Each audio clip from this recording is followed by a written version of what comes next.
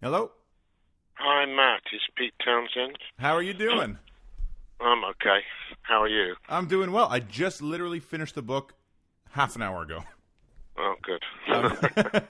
Um, so I guess maybe we'll start with what did you realize about yourself and what did you learn about the band? I mean, looking back at 50 years of making music, what things must come across that you must not have realized until you actually put them down to paper. I don't. Yeah, maybe. I mean, I think the one main thing was right at the very, very end was just being sort of amazed that we lasted as long as we have, and that that Roger and I are still working together today, and I wouldn't say that that was the happiest and most serene relationship that I've got in my life, but we do work together very, very well and very efficiently, and it's kind of amazing. So, but the main revelation was that I appear to be happy, and that's something that I never set out to want for myself, or and I always thought it was a sort of a silly kind of an American idea that you had to be happy. The British class system doesn't teach that so much. So, but I think the things that I learned about the band, I suppose, were things that God, I was arrogant little sod. When I was 19 years old, I was talking about writing a book when I was 20, and what I was going to write about was, this unique view that I felt that I had of what was changing in pop music and how it would continue to change. And apart from the fact that I think pop music has probably stopped a little bit short of high art, I think I was right in most cases, And when you look at somebody like Lady Gaga, on the one hand, she could be, an extreme, vacuous, empty, shallow, money-making pop icon. On the other hand, she could be, something far, far more, much, much more serious, much more. It's difficult to tell where everything's gone, but I look back and I just think I was right about a lot of things, but boy, when I was wrong about something, I was really, really wrong. Well, not really. I mean, you're talking about, I guess, Lifehouse being at least reading the book, it seems like that was the main theme of being wrong about something. But it's still, well, have the idea of the artistically internet. speaking, yeah, I think I'm really talking about, where I made my life choices. I think that,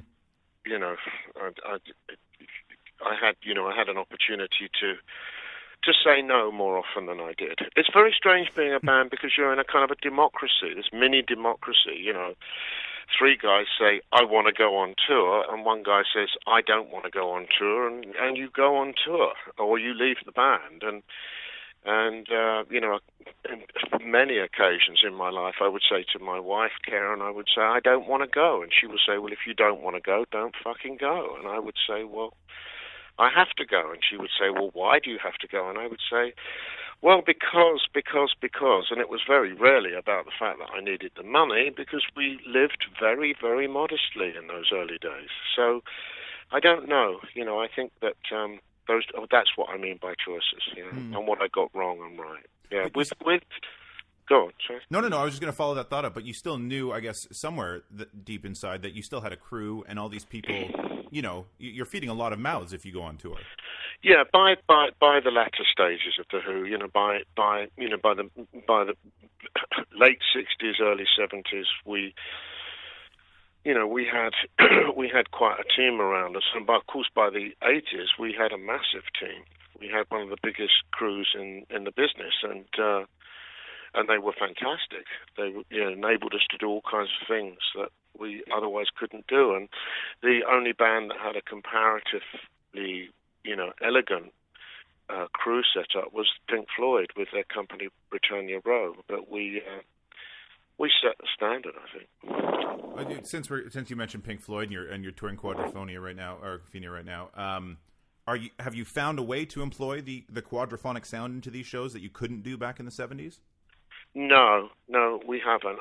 In fact, I haven't had anything to do with this production creatively. Oh, okay. I put the book to bed the very day before I got on a plane to go back from where I was working in France with my editor to go to London to perform at the Olympics with The Who.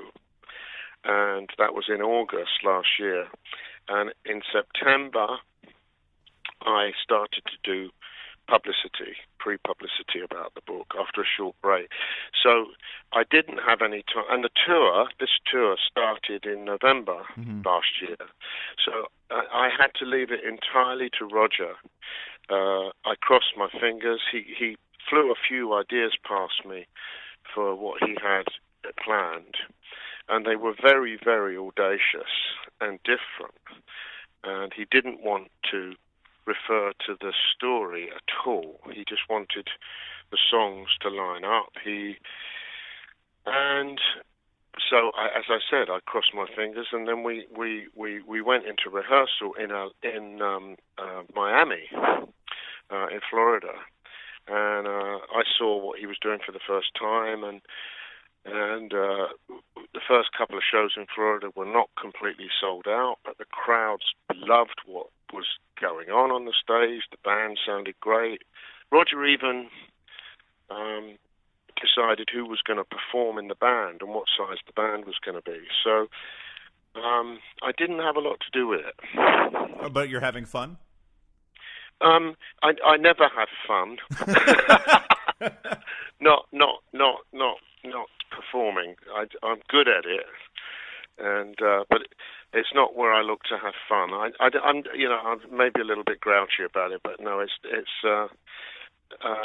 certainly fulfilling, and not what I would choose to do for a living, really, go on the road with a rock band, but there you go. Then yes, maybe we'll go back to that original thing of making some wrong choices.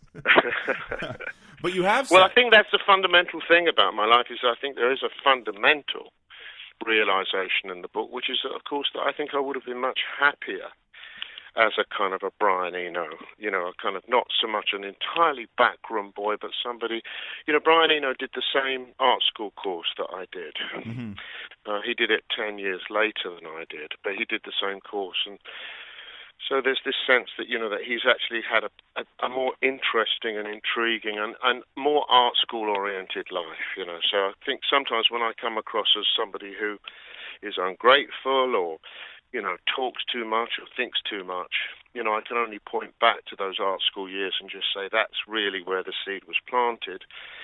And on the other hand, a lot of those guys that taught me at college think that The Who, as a kind of an installation, if you like, achieved a lot of the things that they were trying to drum into me. So there you go. Well, it certainly created an art form, at least in the sense of making an album, which is now kind of leaving again. I mean, it became a thing because of you, the Beatles, Beach Boys, like there are Pink Floyd, very few seminal albums that happened, and it's kind of going away with the way people listen to music now. And I think it's gone. It's already gone, according to you. Okay, so yeah. What are your thoughts on that? Is that a shame? Is that just something that happens?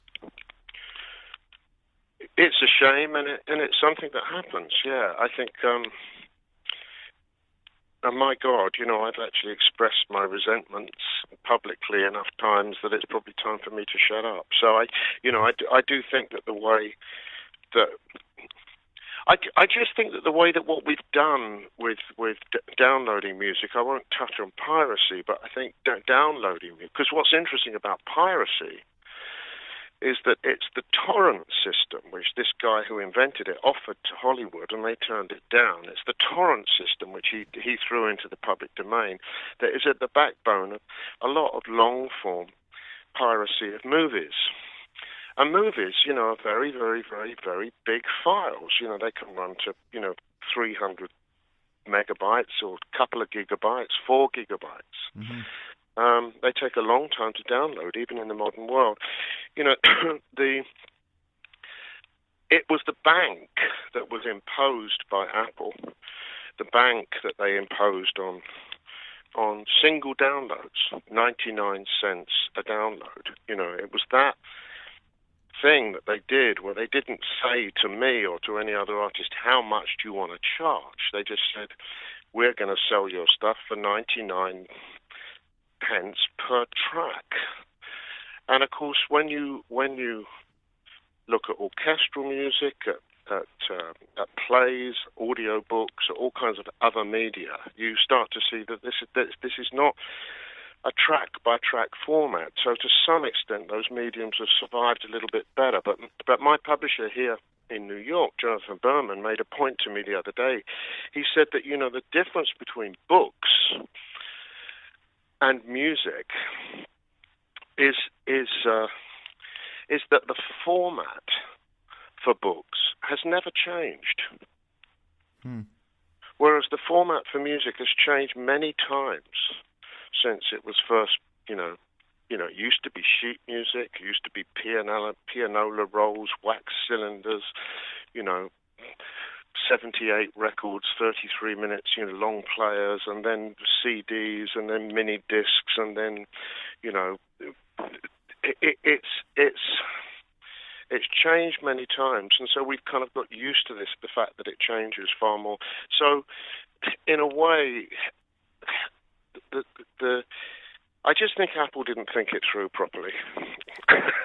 Yeah, I agree with you. Because I kind of think, well, I'm sure if I spoke to the guys at Apple and said, I want to, do a nice kind of, 11-hour rock opera, they would kind of go, well, fine, we'll sell it as an audio book. But do you know what I mean? I think there's a space for it, but I just don't think. I think the main thing is when you think that Tommy and Quadrophenia were played by FM radio stations in their entirety before that they became hits. Often in the middle of the night, but even radio these days doesn't do that anymore. So that's why I don't work in radio anymore. You said something, and the reason I brought it up was because you said something about Apple putting 1% of their profits back into artists, and I thought that was such a great idea, an innovative idea that I hadn't heard from anyone else before. Well, it would be a phenomenal amount of money, of course, but they're not going to do it. I just can't see them doing it. What they would probably argue is that, well, if Pete Townshend is talking about young, evolving musicians, then what we'll do is we'll put 1% of our profits from iTunes back into artists. Well, that would be pitiful. It would be pitiful because they've destroyed the industry. So what they would be doing would be feeding back 1% of an industry that had been effectively destroyed. So I think in a way that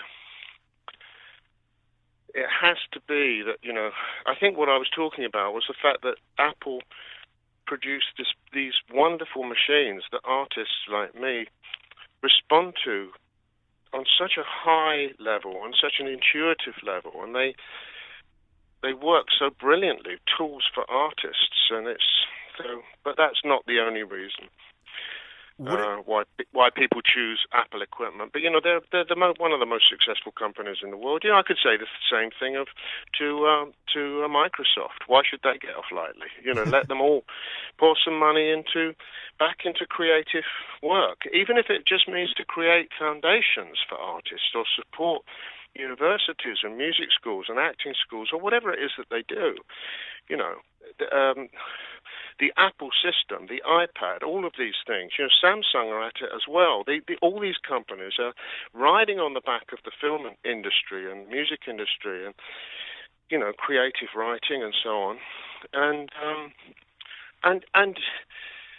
to some extent too on journalism, changing the way that we all have to work.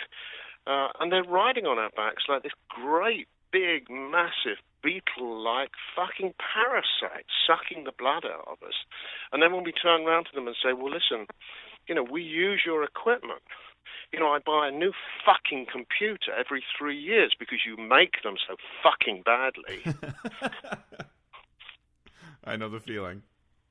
Yeah. On the topic of the computers, though, would it have made it? I don't know. It certainly would have made it different to create the records you created with Pro Tools and what we create records with now. But would it have made it easier? I think Pro Tools has made made it easier to write music for movies. I know that for sure. You know, when I worked on the Tommy soundtrack, it was nightmarish without computers, you know, to make all the subtle changes that you have to make along the way, because the edited film, I spoke about that in the book, how difficult it was and how it put me off ever working on a movie ever again. You know, but I did music for a film about my friend, a short documentary film about my friend Peter Blake, the painter, the other day, and I realized that it's a piece of cake now. It's just really, really easy to do, but with computers. But Quadrophenia and Tommy would have probably been easier with computers, yeah, probably. But I don't know that we would have.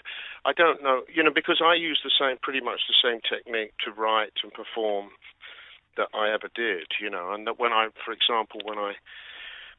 turn to music software to create new sounds, part of it is creative, but part of it is also discovery, research, experimentation, and what musicians call noodling, you know, where you just kind of wander around trying to find something that inspires you. And of course, that's what I did a lot of when I first got my first synthesizers and first elaborate home theatre organs and things like that I used, you know, pretty much the way Garth Hudson did in the band, but you know, to create colour. But for me, I use them as a composer too. So the digital technology of today is also, there's an illusion, which is that, you know, that you can pick up your iPhone and make a recording, but you know, you also need some other stuff, and unfortunately, not much of that has been miniaturized. The other day, no, this is true. Like, last time I was here in New York, from where I'm speaking to you now, I realized that one of my suitcases weighed about a ton. And it was because there were two microphone stands in it. One to hold the microphone for my guitar, and the other to hold the microphone that would record my voice. And I took them out, and of course they did weigh a ton. So I went online and I tried to find a much lighter weight music stand. And, you know, I managed to find one that was about 2/3 of the weight. But, you know, it's that stuff. You know, there's your iPhone, but now what do you stand it on, you know, and where do you sing, and what do you play into it? And if it happens to be a Hammond organ, then you still need a fucking truck, you know, and a roadie, 2 roadies, 3 roadies, 4 roadies. So why are you traveling with mic stands in your suitcase? Are you working on new material? I always carry, if I can, a recording rig, a small recording rig with me, yeah. And this is for Floss, I take it? No, Okay. not only for that. I am working on Floss, but I've already done a lot of the work on Floss, and the only decision that I have to make now on Floss is how I'm going to deliver it. And in fact, this does take me back to what we were just talking about, you know, the when I first conceived of it, I thought of it as an open-air concert, and then I realized that does take me into a level of investment that would probably be close to a movie, and I'm not sure that I want to do that right now. So I'm thinking of ways to present it, and you know, it would be nice to be able to do a double, treble, quadruple album, but I can't see that happening. So we shall see. That's kind of. But my recording rig that I have with me, I've got 2 guitars, a keyboard, a screen, a laptop. You know, the best bit of the whole deal, though, is I've got a folding picnic table. And I think that, you know, I think somewhere in the book it talks about one of the most important things for the creative process is to have a nice empty table. You know, if you take a big empty table and a pencil and put a blank sheet of paper on it, it's not just where you begin, it's kind of where you end as well. It's a really extraordinary thing to do. You know, you start to see very clearly what's in your head, and There's a number of different sorts of software now that provide that. I found one the other day for the Mac. It's called. Let me just get inside here. I think it's called Write Room. Write Room. Yeah, hold on a second. And what does it do? It's just a big blank page. Oh. Hold on a second. Yes, it's called Write Room. That's one word. The word write is in Write Room. And when you open it, you just get a big blank page. And nothing else. And then you start to type. So it's a bit like typing in the old days. So... You know, those things that you see when you see in movies. You see, old movies of guys first, then rolling up the paper and throwing it into a bin, and you know that they're in trouble because there's lots of paper all over the room. You know, it looks like that. It's kind of just an empty sheet. But that a nice clean table. So the picnic table was and on the last leg of the tour, I had 3 picnic tables. So I could create a kind of a U shape of. It felt like a proper little studio. Yeah, I was going to say this is what I'm envisioning right now. Talking about just blank pieces of paper, it makes me think, and I don't think you touch on this in the book at all. Were you a pen and paper songwriter, or were you a typewriter songwriter before we had computers? Both. Okay. Yeah, I did both. Yeah, I tend to think a little bit differently. I tend to be a little bit more storming on a typewriter. I tend to just sort of throw the ideas down, but then I edit on paper afterwards, I think. There's always a point at which there's an editing process. If you write lyrics before you've got music in your head, there's always a chance that you will have to refine the lyric to fit the music later. If you just sit with a guitar and start to sing and play, then of course there's no paper at all. You just stick a recorder in front of you and you tape what you've done, and then you might put it down on paper later on. So yeah, I've worked all 3 ways, either just sitting and noodling around. But of course, the other arm of my creative process is, where I become a little bit more orderly is when I start to work with structured music, which is much more like conventional composition. Stuff. I suppose the most famous stuff is the stuff in Quadrophenia. And along those lines, when taking all that stuff and mixing it for 2 months, how do you know when a project like that is finished? When it's such an epic, of epic proportions, how do you say, okay, you know what, I'm done now? I don't know whether I mentioned it in the book, but I did come up with, I had so many musicians saying to me, I write and I create and I don't seem to get anywhere. And, or I've just done a bunch of music and I just know that nobody's ever going to hear it. Or alternatively, somebody will say, I'm doing loads and loads of shows and people love what I do, but I can't get a record deal. And I think there's a finishing line. We know where we start the creative process, but there's a finishing line, and I think every artist has to decide where that finishing line is. I kind of lean into using Lady Gaga as an example for everything at the moment because I think she's just done everything so far across the board. But there was a time for her when her finishing line was simply, she was a kind of Carole King. She used to sit in an office and write songs, which other people used to sing. She could play the piano and she could sing and she could make demos.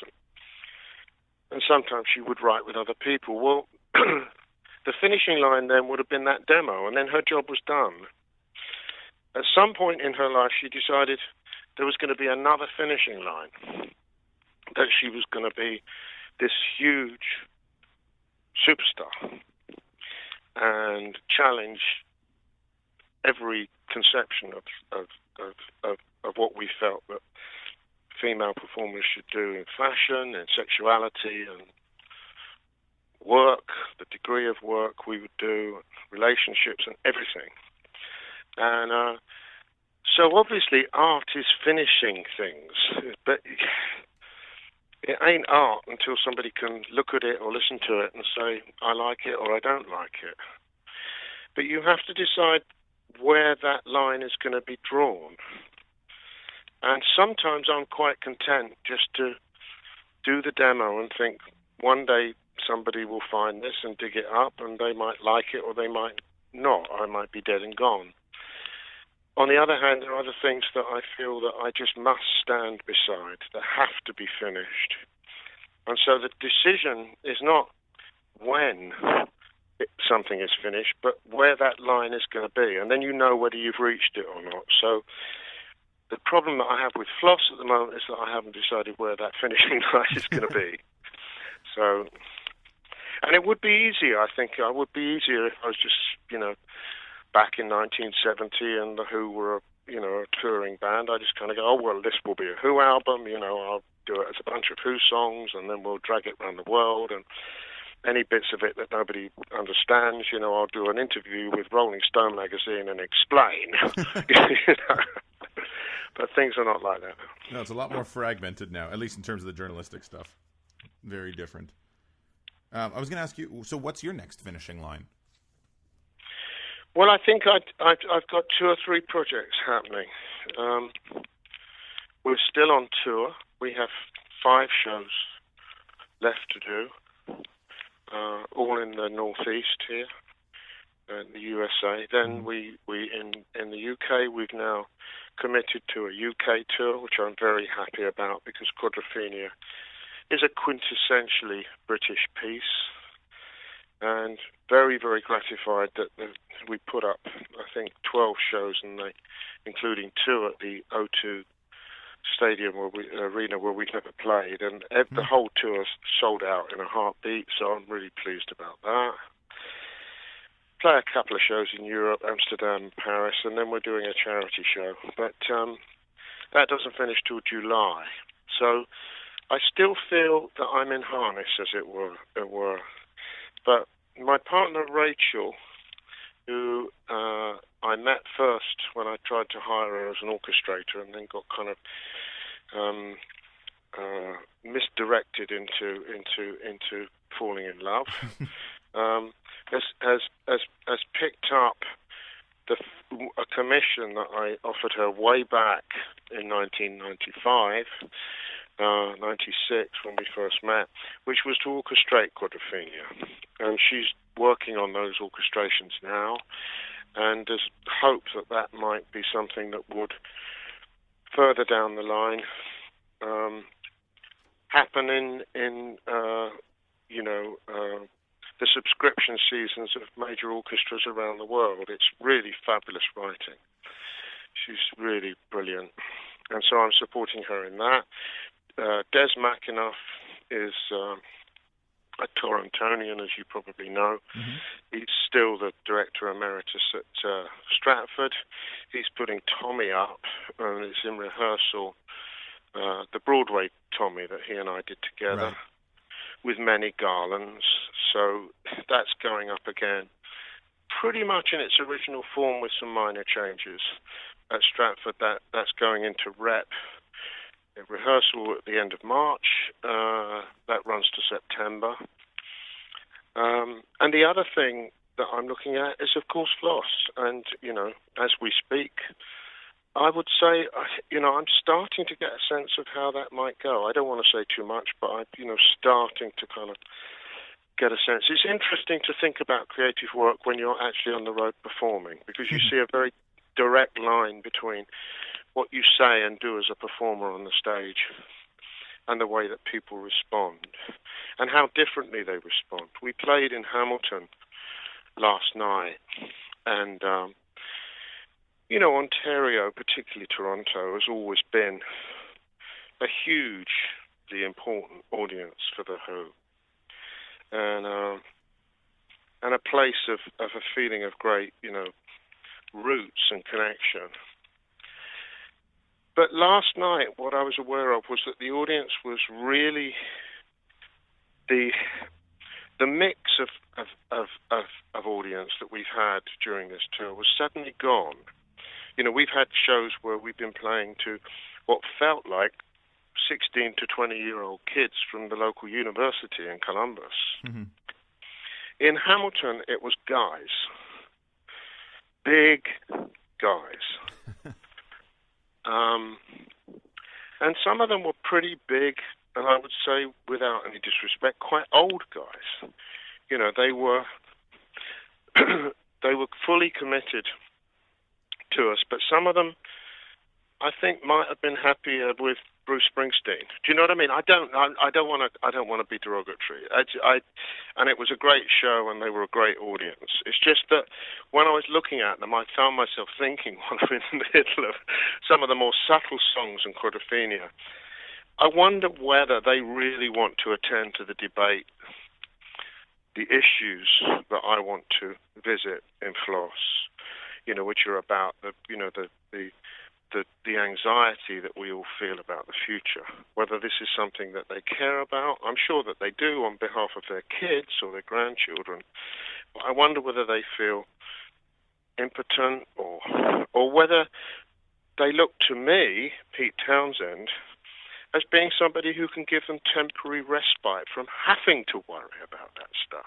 Do you know what I mean? Mm-hmm. Rather than, oh my God, here he comes again with one of his messages of gloom and doom.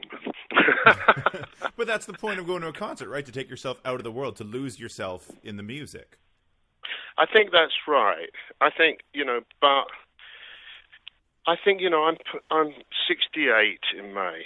I just think it's not that I suddenly have to get very, very serious, but I think I owe it to myself to try to continue to do work that goes into different territory. And I think one of the things that rock has failed to do is go into serious territory where it looks directly at some of the deeper frustrations and fears that we all carry on a daily basis today. It seems to me that what we do is we turn it into a bit of a joke sometimes. You end up with Marilyn Manson or something. You don't, not that there's anything wrong with him, but I just that you end up in a place where the darkness becomes, I don't know, like a kind of a goth horror thing. Really, was what we're really talking about here is something that today what we're worried about is our families and our families' futures, and this is in a climate where the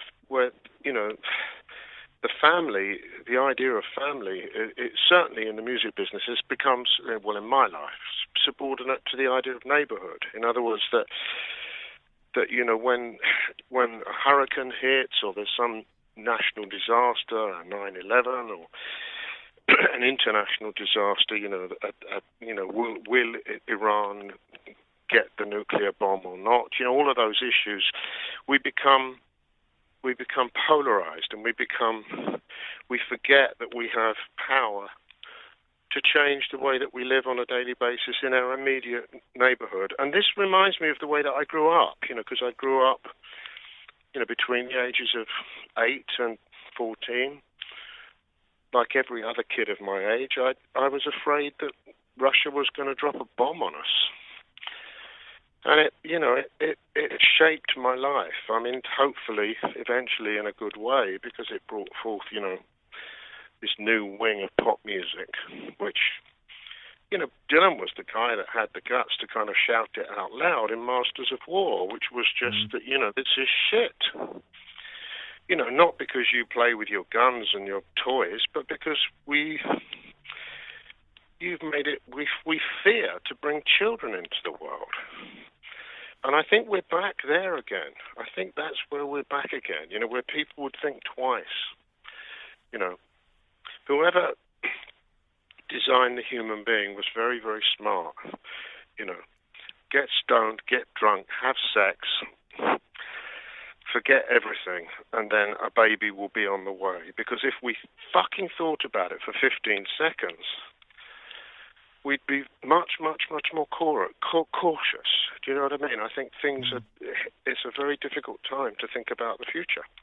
So, anyway, I want to produce a piece of work that attends to that, but also offers hope and redemption, maybe. I don't know. We shall see. A little bit of everything. I was trying to think of a way to segue into something more pleasant for a second. Well, you know what was interesting? I was watching Synecdoche, New York, that Charlie Kaufman film. Oh, I haven't about seen that yet. Okay. The guy who's a director who ends up directing his own life and finally directs his own death. And I just thought, I wonder what people make of this, but it's not that it's a little bit of everything, but it's certainly deep, and therefore what I found in it was that I found humor, compassion, love, tenderness, but also a real sense of understanding of how some people do become very, very frightened. Throughout the whole film, this guy is worried about dying, and his health is not very good, and his wife leaves him, and various things happen to him. But it's all very, very real, and yet in his head there's this other story going on, and I think it's that other story that we can only attend to artistically. And, there's getting back to, and hopefully, in a more positive sense. If I'm on the stage and we're doing 5:15, which is, a song about a young kid, gets on a train, takes loads of drugs and goes to Brighton in order to pursue his dream that, there were great days once when he was a young man and he was a mod. There's an opportunity for a guitar solo. So I walk to the front of the stage and I start to play the guitar as prettily as I possibly can. And then I start to bang at it. And then I start to swing my arm like a maniac. And then I start to bang the guitar on my knee. And then I start to crash at it. And then I start to machine gun the people in the front of the stage. Then I start to play the guitar very, very, very badly indeed. Lots of bum notes. Suddenly the crowd go mad. What they like about it is that sense that there is no answer. There just is no answer. There's nowhere to go from here except into that place of, and often I end that solo with both arms beside myself, feeling completely whacked out, and just walk back and go back to my fuzz box and push a button and continue to play along with Roger Daltrey. It's interesting, and I think so. What I find myself thinking is that function that I have when I'm on the stage is something that I've always felt is what I want to attend to when I write songs and when I write music. That the chance to walk right up to the edge and just say, how much further can we go? And there you go. I like that. And just talking about the performance, obviously it's different since John's passing and since Keith's passing, but when you get lost in a song on stage, do you ever feel their presence? Do you ever I don't know, look and not see a hallucination of them, but feel them in some way while you're playing those songs? Well, Roger has gone further than that. He's got movie of them playing. So what brings on that outburst of mine in 5:15 is the fact that it follows a very long, very complex, very, very flashy bass solo from John Entwistle. Okay. Which I then have to top. Of course. And in the end, because I'm not as good a musician as John, usually when I end flinging my arm around like a lunatic and it practically coming out of his socket, I just look at the audience and I point at my chest and I say, listen, I am alive. And that's as good as it gets. That's great. But yeah, they're both there. Roger has introduced John in that form, which people love, and he does this bass solo. And it is very, very extraordinary. It always was when he did it. But also in Bellboy, he introduces Keith as the bellboy, and it's very, very endearing and moving. So, yeah, we feel them because they're there, And but I don't know. I think that Roger and I today do feel very different. The way that we work together and the way that we operate together and the ground that we cover together, it does feel very different. As I said earlier, being in a band is like a democracy, and when there's just two of you, it's tricky to run a democracy. There's no casting vote. Right. So now, while you said earlier it might not be fun to be on tour, you have said that it's still a learning process to play to support Roger's vocal, something new for you, that you look forward to this new challenge. You said that before going out on this tour. So now that you're midway through, almost done the North American leg, what's it been like? It's been really intriguing and fulfilling. I suppose what I've done is I've not only crossed my fingers on the visual presentation, which it turns out I really didn't need to do because people love it. Mm-hmm. So it's obviously working very well. I can't see it very well from where I am, but I can feel that it works. But I've always felt that that I had to play my part on the stage, and that as Roger is the singer, he's the front man. I have my moments, I come in sideways and have my moments, but most of the time I'm actually just playing guitar and trying to keep the band together and to add color and authenticity to the sound and the music. And I'm really fucking good at that. There's no point beating about the bush. I'm good at it, and it's fulfilling to do it because I can, and sometimes though on stage, in Hamilton, Roger had a one song where his sound went to pieces. I think his in-ear monitors went off, and he got a bit down. And I was in the middle of playing a guitar solo, and I went over to him, and I grinned, and I laughed, and he finally grinned and laughed back. And I thought, that's not something that I would ever have thought of when I was a younger man. I would have thought, well, fuck him, let him drown. Now I kind of want him to be okay, and I want to be there to support him. I'm not happy in the role of accompanist to anybody at all. I don't mind accompanying myself, but I've got so spoiled for years of playing my own music that. But this is okay. This is better than okay. This is good. I'm doing a good job, and Roger's doing a good job. I don't think I've ever seen Roger happier. But then maybe back in 1964. If we'd given him absolute and total control, he would have been happy back then too. So he does have absolute control of what's on the stage at the moment, and it's working very well. So it's good. Before I let you go, just because I don't want to take up too much of your time here. I do just have a couple questions, just things you wrote in the book that I'm curious about. Something like saying Magical Mystery Tour was inconclusive when you compared it to the Who Sell Out. See, I love that record. So I'm wondering why you felt it to be inconclusive. What? Which record? Magical Mystery Tour. Because it was meant to be so much more. Had it not followed Pepper, would it have been different?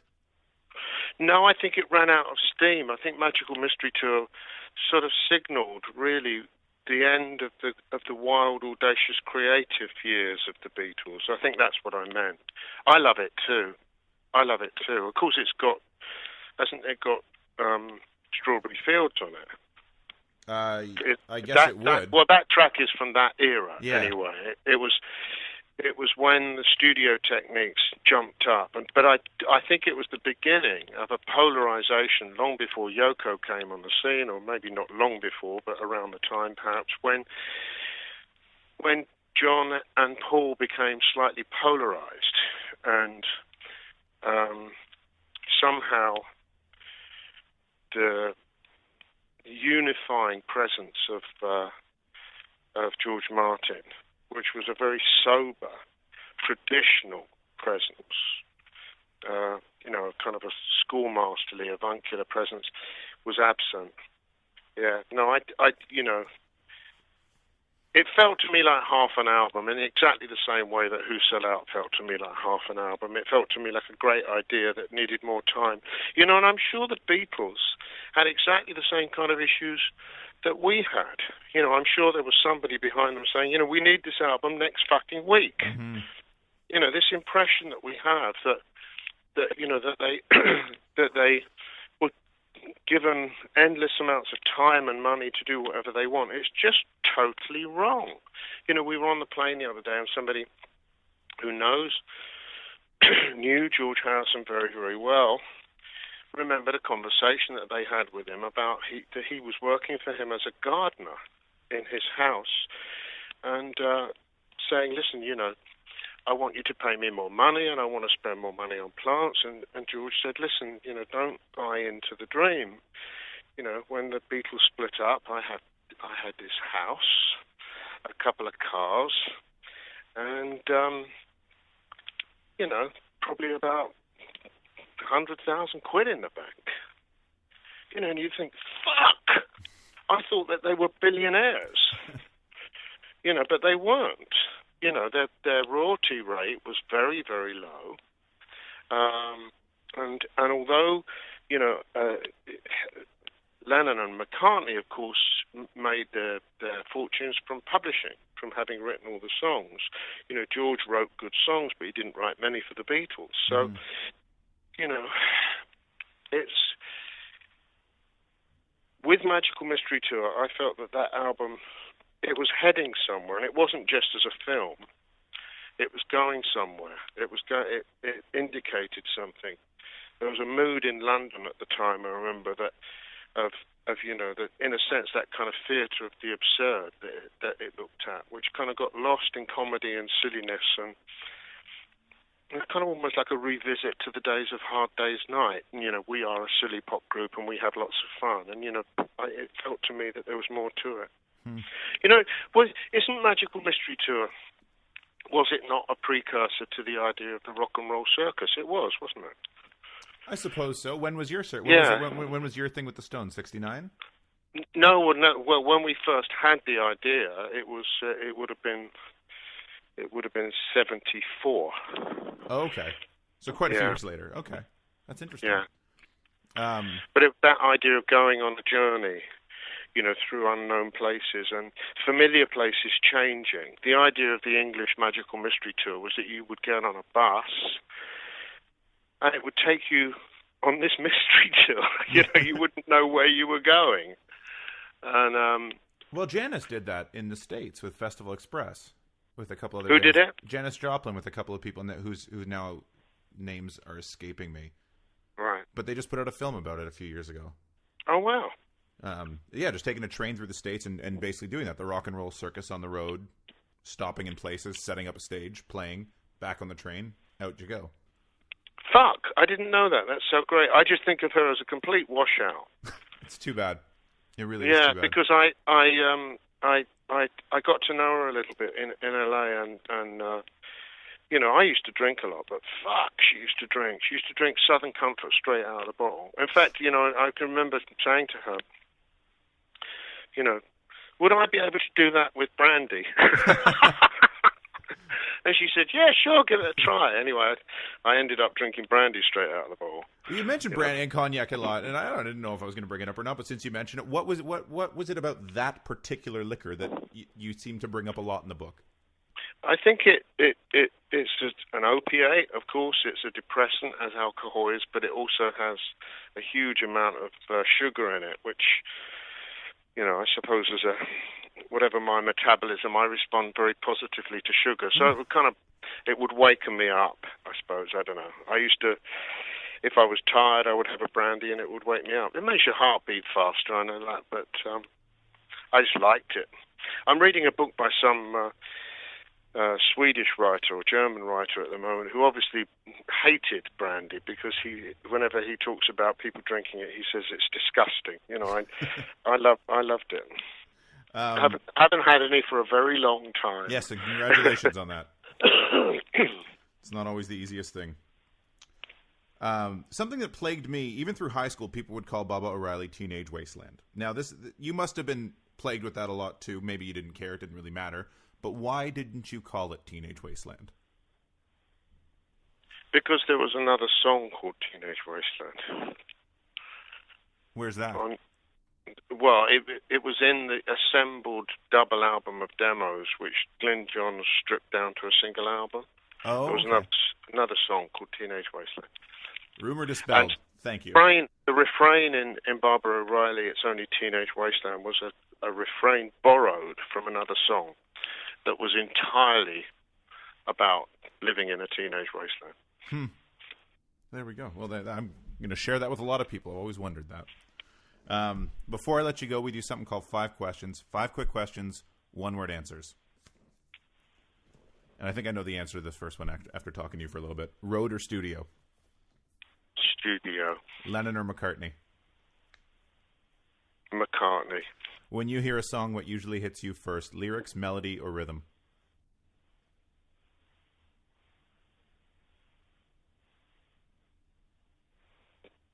Rhythm. Song you've written you're most proud of? I Can See for Miles. And in 1 word, Pete Townshend. Tired. That's a great way to close this out. Thank you so very much. I really appreciate it. You have no idea, and I'm sure you hear this all the time. It must. I don't know if it would be if it's nice to hear or if it gets tiring, but it's just such an honor to speak with you. Oh no! It's always great to hear that. Thank you. Remember how old I am. I'm at the age when I'm not getting any other kind of honours, so it's nice to. And I've got a day off, so although I am a bit tired, I'm going to watch TV and read, and I'll have a quiet day, have something to eat. We've got a show tomorrow. Right. Good. Thanks, Matt. Yeah, check out the Festival Express movie. I think you'll like it. I think it'll be cool for you. And what's it called? Festival Express? Or Festival Express. I will do that. That's such a joy to hear that. It is a joy to hear that. Yeah. She was adorable. Absolutely adorable. She, one side of her face, her complexion, was perfect. She looked like somebody that had acid thrown at her. One side of her face, she was pretty, beautiful, lovely girl. And on the other side, she looked like somebody that had kind of, come up off the street. Her face had been ravaged by like maybe chickenpox when she was a little kid or something. But she was such a great singer and such a fun girl to be around. But I just thought that she just kind of got lost in the teenage wasteland. It's great to hear that they did that. It's something that we always wanted to do. I think I talk about it in the book. Yeah, so, it's not too late. Fantastic. Thanks so much. My pleasure. Thank you.